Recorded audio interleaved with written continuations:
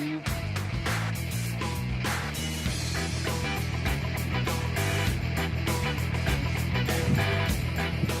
I think what is very admirable about Roscoe is they haven't been afraid of change. They've respected traditions of the community, but they've also looked to the future, and they found a way to balance the two. We decided to go school-wide early college and just tell our students, you know, if you go to school here, you're going to be an early college student. That's the expectation. We didn't know how that would be received, but it's been amazing that the students just said, okay. The negatives, which would be 3, and then you would add the 2. And, you know, as a result, our goal was to have 90% or greater complete the associate degree by 2015. And we hit 90% on the nose, and then we were at 92% this past year. It's just what we do. You know, everybody takes college classes and everybody does it. We pay for it, and they just think that's the way it is. It's school. When most of them really realize it is the night that they go to Western Texas College and walk across that stage and get their associate's degree before they graduate from high school.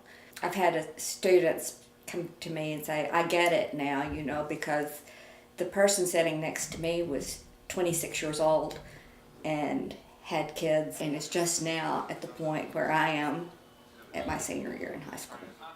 As the school transformation efforts began here, quite honestly, I saw that this was the way we needed to be going. And so I jumped on the bandwagon to be supportive of the project.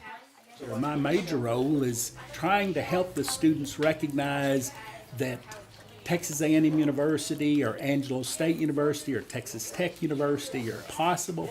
Help them aspire to that. So it's trying to match their expectations to their high aspirations.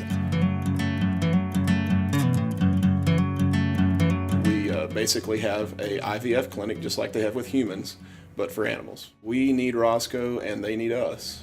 And the reason that's a mutual relationship is because the technology we are trying to proliferate in the U.S.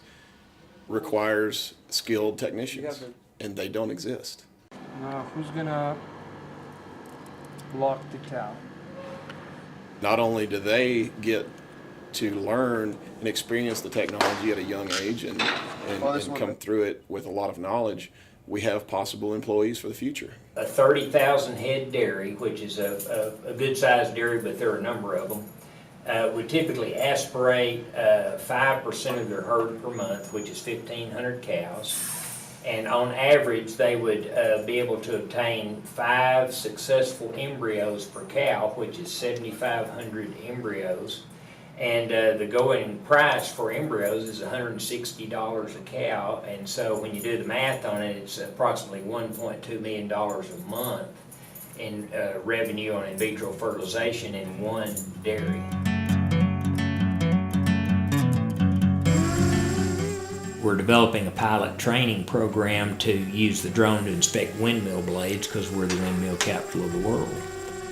The students, this may be an overstatement, but they love it.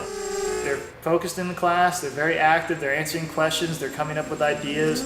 It's basically going to give us our pilot license, so you're going to learn how to fly drones, how they're operated, how to build one, what they're used for, stuff like that. They're partnering with businesses, which is great. They're bringing relevance and connections for their students when they're, young. And they're kind of cutting edge. I mean, how many places can you go and be working with drone technology? They're learning a lot more than just in the flight applications of it. They're learning, again, the whole industry, flight planning, and they're going to be seen not just as someone who knows how to fly a drone, but knows how to fly a drone for a specific application.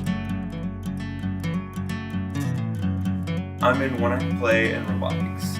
It's just more opportunities. There are a lot of opportunities here, and I really enjoy One Act Play and I really enjoy robotics.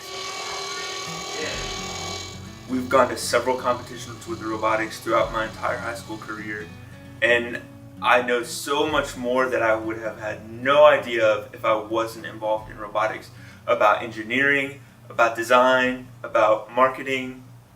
about programming, just so many opportunities through the robotics program. There's some physicists that say a bumblebee can't fly, that it's just not possible, that the mass of their body is too much that their wings won't allow them to fly.